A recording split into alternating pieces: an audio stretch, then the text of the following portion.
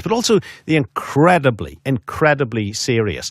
Now, if Brexit spurs people's opinions and attitudes towards a border poll and increases the demand for a border poll, could it actually lead to violence? Violence from all quarters or violence from some quarters? Is there an appetite for violence considering the fallout from Brexit and the possibility of a looming border poll? Sinn Féin want a border poll. They're very clear on that. However, the Republican Party, Fianna Fáil, don't seem as keen. I want to speak to their senator, one of their senators, Mark Daly. Mark, good morning. Good morning to you. Mark, we would have thought maybe that a party like Fianna Fáil would be keen to get Ireland united. Well, of course we are keen to get Ireland united, but the lesson of Brexit is you do not hold a referendum and then try to figure out what the future would look like. The only time you should hold a border poll is after long-term engagement, when everybody has a clear understanding of what the future would be for the health service, for the education system, for the health and housing system, and also in relation to the issues of identity and all the other issues about creating a new vision for a new Ireland. And in 2017, I was appointed by the Joint Committee on the Implementation of the Good Friday Agreement in Leinster House to write what was the first ever report by a Dáil or Senate committee on the issue of uniting Ireland. And one of the clear recommendations of that report was what would need to be done in advance of any referendum to maintain the peace on this island. And that's why I began working with 2 UNESCO World Chairs on the issue of youth and civic engagement, as well as with President Obama's Senior Policy Advisor on counter-terrorism, on what should be done in order to prevent young people from being radicalised in the run-up to a referendum. You'd never be able to convince some people that a united Ireland is the way to go, even if we were to double the number of jobs and halve the number of prices and increase the amount of wages people were getting. There's a mindset among many people in Northern Ireland and some people in the Republic of Ireland that they do not want a united Ireland. The other side of this argument is that it might take a long time economically to convince people that a united Ireland is the right way to go. So a border poll, is it not better testing the water as quickly as possible as opposed to waiting for some form of utopia that may never come? Well, I mean, I suppose when I was doing the research in relation to the issue of maintaining the peace in the run-up to any border poll, we also started looking at the issue of what would happen in the event of a return to a hard border as a result of Brexit.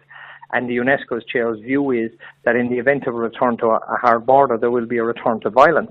And that could happen if the European Union and the UK don't come up with an agreement in relation to the border and the backstop. So that is why it is quite clear that anything to do with a border poll also would require long-term engagement and a long-term planning process, because as is well known, policy neglect seldom goes unpunished. So you do make the point that, you know, people talk about the economics of it, and I was working with an IMF economist who was working for the International Monetary Fund during German reunification on the Germany desk, and he looked at the true running costs of Northern Ireland in a reunification scenario, and he said the deficit is not 9.5 billion as pointed out by some. It's not that the UK government send a cheque of 9.5 billion every year over to Northern Ireland. Included in the running costs of Northern Ireland, according to this IMF economist, was Northern Ireland's share of UK military spending globally, Northern Ireland's share of the UK's contribution to the EU, Northern Ireland's share of the UK's national debt, the cost of the royal family, and the economist also argues that pension entitlements would be a liability of the British government. So instead of it being a 9.5 billion deficit, it would be somewhere around 700 million. And what we're trying to do with these reports is to establish the facts around the issue of a border poll and what a future Ireland would look like, what a new Ireland would look like, an agreed Ireland, where people have the facts before they cast any ballots, unlike what happened in the Brexit referendum, where people were quite frankly told a lot of lies that now have been found out to be false, that people weren't given the facts. And what we need to do in advance of any border poll is give people the facts and make decisions on facts, not decisions on falsehoods. Why are you so concerned about the violence? What evidence do you have that there's an appetite for violence from either loyalists or dissident Republicans? Yeah, the UNESCO chairs who have devised preventing violent extremism programs around the world, implemented policy and conducted research on it, have looked at the evidence that is available in relation to the Northern Ireland Peace Monitoring Report in 2008.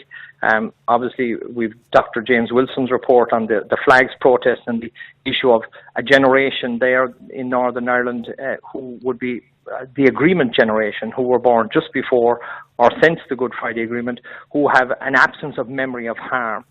They do not know firsthand and have not been told in some instances the horrors of the Troubles, and some have been given a romanticised view of the Troubles and are being radicalised by paramilitary leaders for their own ends and exploited in many instances for their own ends. And we have seen that obviously during the summer with the issues in Derry, but also in Belfast during the 12th of July and around that period, but also the recent car bomb in Derry. All gives the evidence to these experts that in the event of a hard border coming back, some will use that as an excuse to mobilise young people, and we would see a return to violence. Yeah, we may have the hard border a long time before we have the border poll. Well, the hard border could come back in 6 weeks, and that's why this report is very timely now as a warning to those in Westminster who don't seem to care about the economic consequences of Brexit and quite frankly don't seem to care either about the consequences for Northern Ireland. And this report puts it quite clearly to them that in the event of them not finding an agreement in relation to the backstop, that they are putting the future of Northern Ireland and a return to violence very much back on the table, and they need to know the facts around that. And if they make decisions that lead to a hard border, then they need to know that there are consequences, and the blame will be solely with them for their political failure. Those who say you're adding more fuel to the scaremongering fire, what do you say to those people? Well, I'm not an expert on countering violent extremism. I'm not an expert on preventing radicalisation, but that's why I ask global experts, UN experts, to look at the situation in Northern Ireland as it is now and to give me their analysis of where Northern Ireland is. And their analysis is that in the event of a return to a hard border, there will be a return to violence. The only question is the scale of the violence that will return. Okay. Senator Mark Daly, thank you very much for your time.